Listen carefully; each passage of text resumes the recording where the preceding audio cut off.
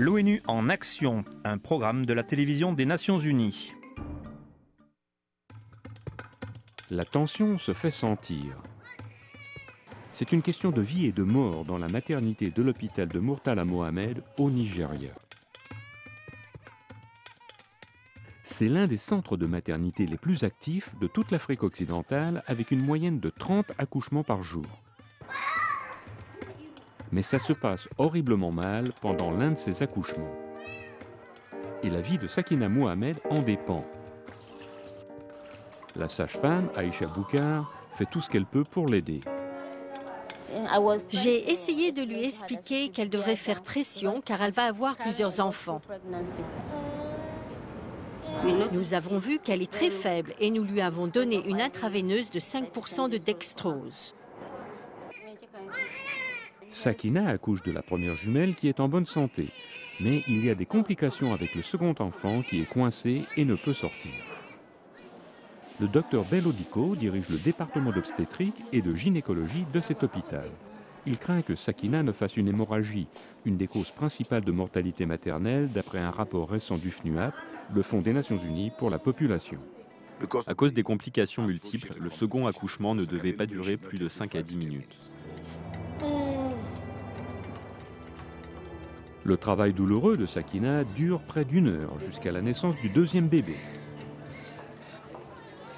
Un garçon. Il s'asphyxie et a immédiatement besoin d'oxygène, mais nous n'en avons pas.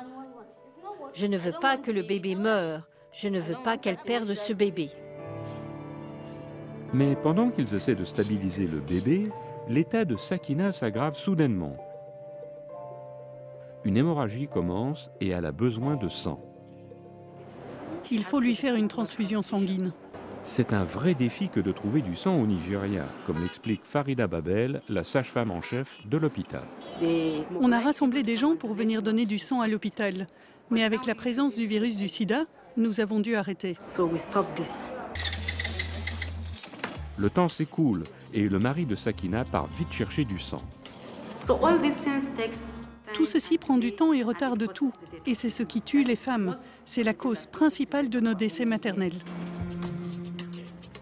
Sa recherche pour le groupe sanguin rare de Sakina l'emmène aux hôpitaux voisins et aux marchands privés.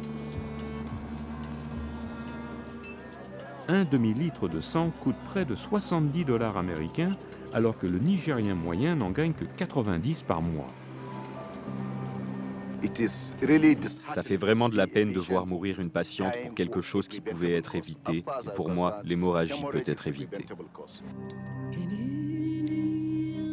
Le mari de Sakina trouve finalement du sang et se dépêche de revenir à l'hôpital où il arrive à temps pour que Sakina puisse recevoir la transfusion sanguine.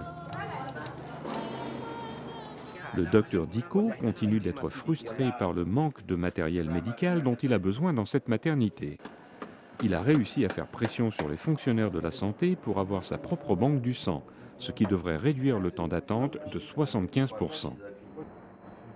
À notre banque du sang, maintenant, les 2 réfrigérateurs sont presque pleins. Il pense que c'est un pas important, mais il croit aussi que la lutte doit continuer pour sauver la vie des femmes du Nigeria. Nous sommes tous issus du ventre d'une femme, et tant qu'il y aura un seul décès maternel, ce sera un décès familial.